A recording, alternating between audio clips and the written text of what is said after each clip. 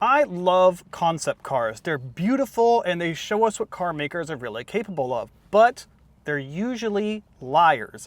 Usually like a video game trailer, they're just showing you the best bits, and then when it comes to reality, you buying it, you owning it, and you driving it, the reality of the production car almost never matches up to the concept, which is why I like the Plymouth Prowler, because it is a radical concept car that they showed in 1993, and in 1997, they just built it. They built the concept. It's so rare for that to actually happen. I think the Prowler, the Cybertruck, and the Countach would be three notable examples where they released a concept, everyone said, that's fabulous, and they just built it. And a concept car that you can actually buy and drive is so rare, it rarely ever happens. So what is it like to drive a production concept car, especially one as weird as this? We're gonna start up that V6, which is not a V8, we'll get into that, and I will tell you guys what it's like to drive.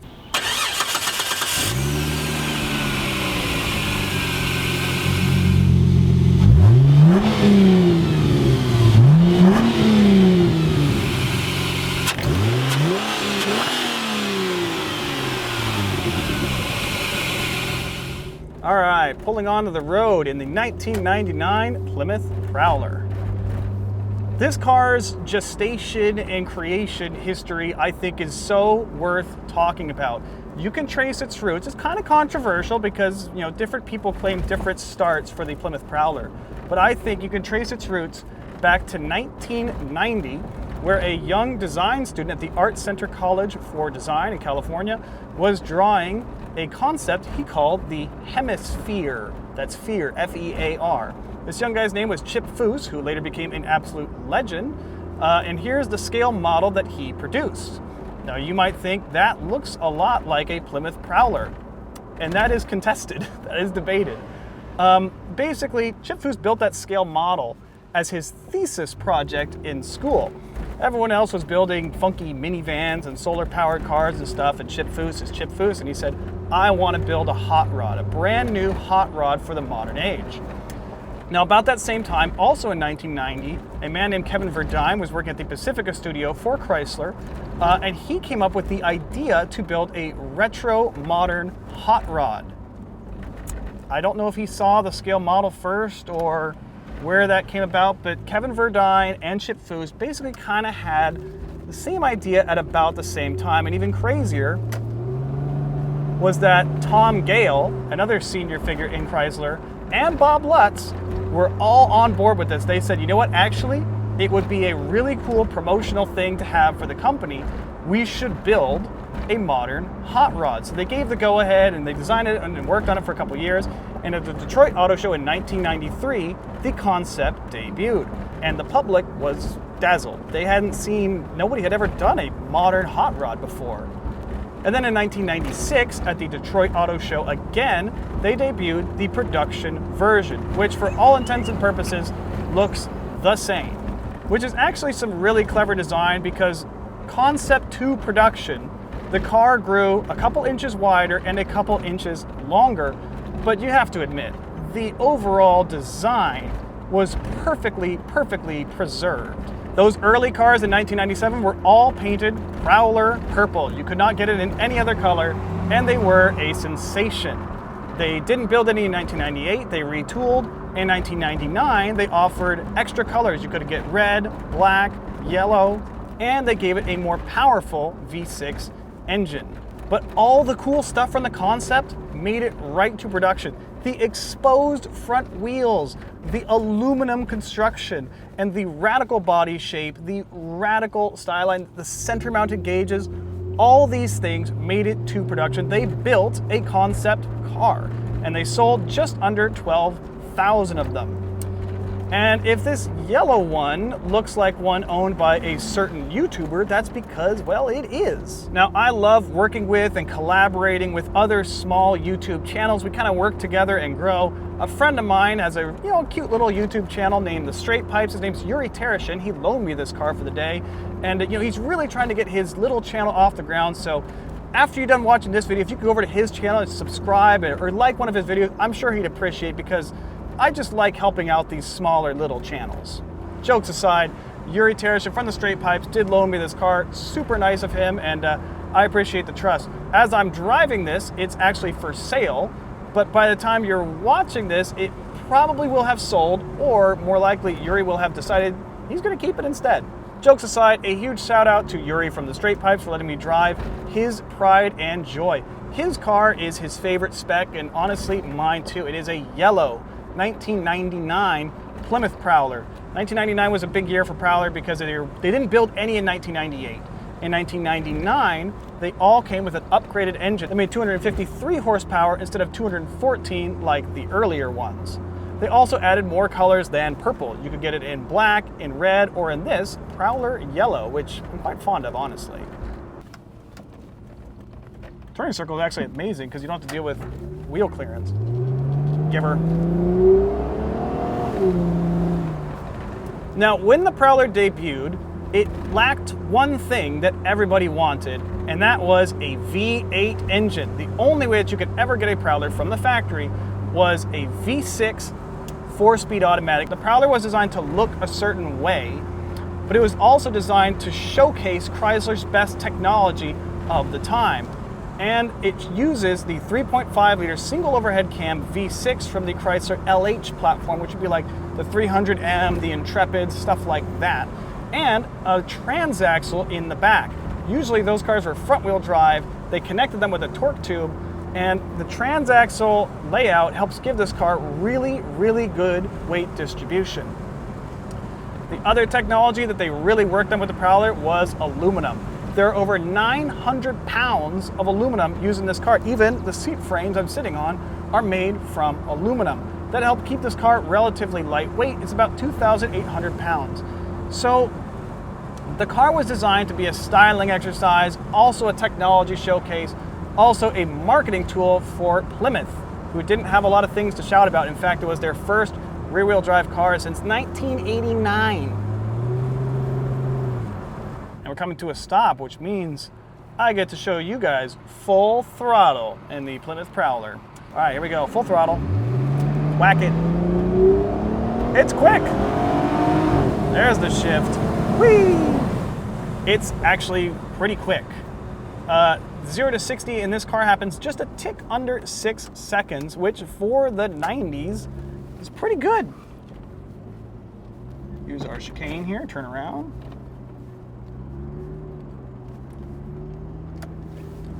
And I would say at like low speeds, driving around, it makes a nice little burble, the V6, and especially at startup, it sounds good. At low revs, it sounds quite good.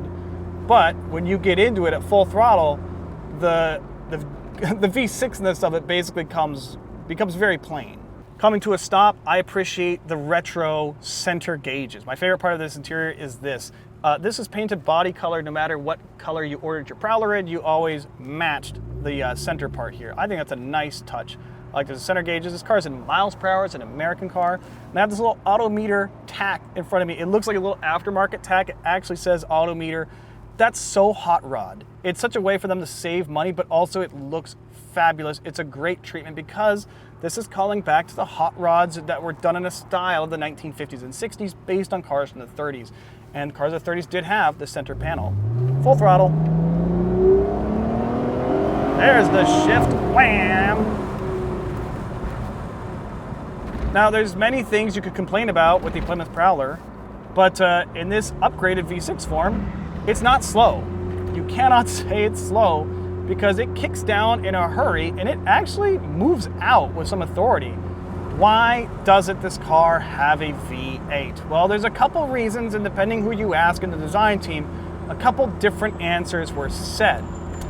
The reason I think is most likely is basically packaging. When you open the hood of this car, which is very long and shaped like an ironing board, you can see that it's so tight in the engine bay. There's like 1.5 feet of nothing, which is actually the suspension, which is an aluminum push rod suspension. So cool. Behind that's the radiator. Behind that's the engine. And boy, is it wedged in there. Adding an extra 2 cylinders ahead of that would have been such a challenge. I am not surprised. Supposedly it does fit. Remember, there was no Hemi back then. It would have been the Dodge Magnum 5.9. This was before the Hemi was a thing. Supposedly a 5.9 would fit. People do swap the Hemis in, The problem, apparently, according to Tom Gale and the other designers, was that it left no room for crash structure. And also, the 5.9 Magnum V8 was Stone Age for Chrysler at the time. They're trying to show off their newest, best tech. And so a combination of those reasons is probably why they never sold it with a V8 and only with an automatic because, like I said, it uses the same engine from the Chrysler Intrepid and other stuff like that, and those never had a manual transmission. So using the engine and the transmission from cars they already had saved some money, but it also meant there was never a V8 stick shift version. What would these be worth now if they had a stick shift? Probably a lot. Actually, Yuri says he's glad it never came with a V8 stick because that's what he would have wanted, but the V6 automatic means that these are still pretty affordable.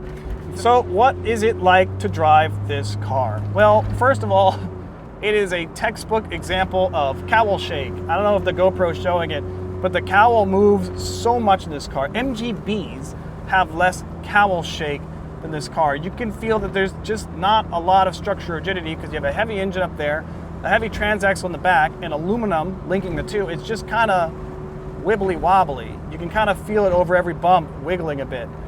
So there is that. The other thing is that because it flexes so much, I hear the interior creaking a lot. Little parts of the interior make little eer noises if you press on them.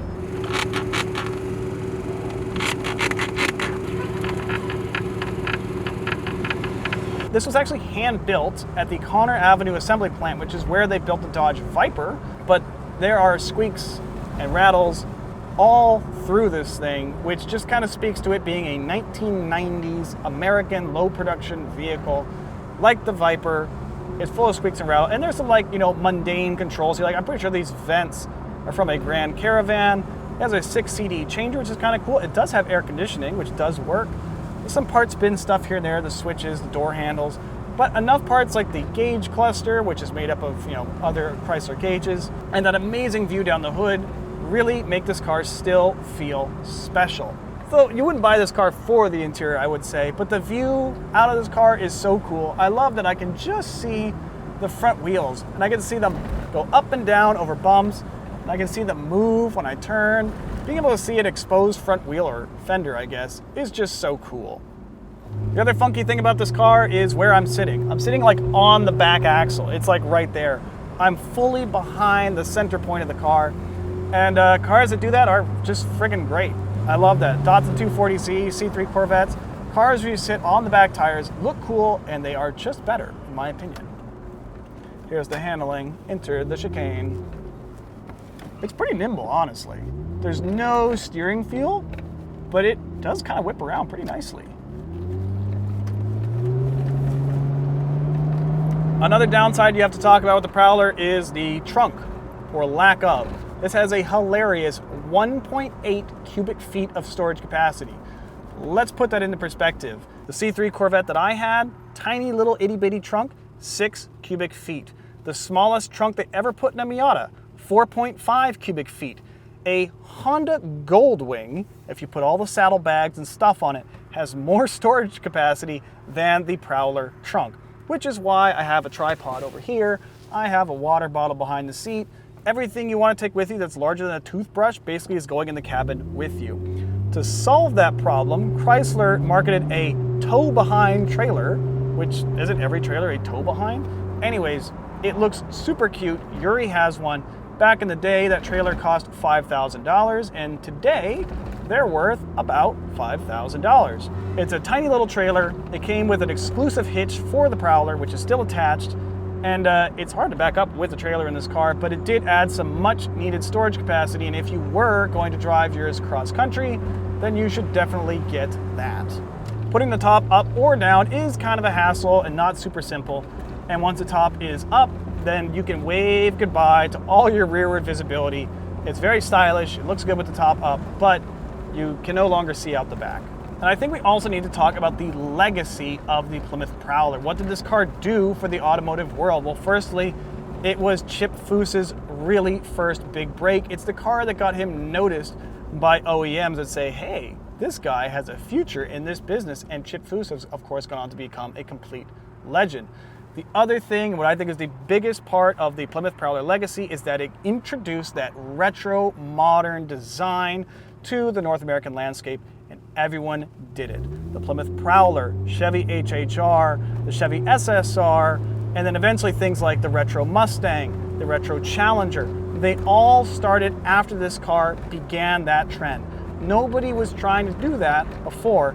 This car started that retro modern craze that today is absolutely everywhere. I think that's the legacy of the Plymouth Prowler.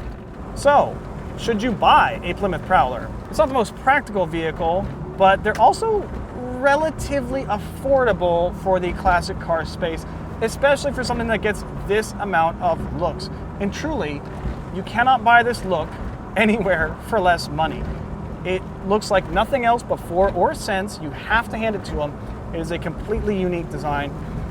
I have been accosted by almost, I would say, 5 to 10 people during my 2-hour shoot with this car. People don't know what it is. They think it's cool. People they point in traffic. People want to know. It's still turning heads years later. And even though it doesn't have a V8, I think that the Prowler's biggest asset is how it looks. Everything else is secondary. I don't care that it doesn't have a V8. I don't care about the automatic transmission. I don't care about the absolutely pitiful storage space. Prowler looks good. So I love making videos like these, and I hope you guys enjoy watching them. To help me make more of these videos, it really helps me out if you hit subscribe and if you like this video. And if you have a car you'd like to see featured on the channel, please reach out to me at classiccarsandclayton@gmail.com. One of the coolest engineering things about the Plymouth Prowler is actually up front, and you only see it if the hood is open, which is that this car has push rod front suspension with inboard springs like a Formula One car. It's so cool. I love that. I love their actual Coney shocks too. Everywhere you look, you can see that Chrysler did go the extra mile to make the Prowler an actually good car. They were never trying to break even on the Prowler financially. They were never trying to make it a mass market product. They didn't have to make it this good, frankly. But I'm glad they did. It's a good car to drive. It still turns heads. And I'm glad that it's a symbol of a company that took a chance. They saw a sketch, they liked it, they turned it into a concept. People love the concept, they just built the concept. And I wish car makers would do that more often. So those are my thoughts on the Plymouth Prowler. A huge thanks to Yuri from TheStraightPipes for loaning me his amazing car for a day, and thank you for watching.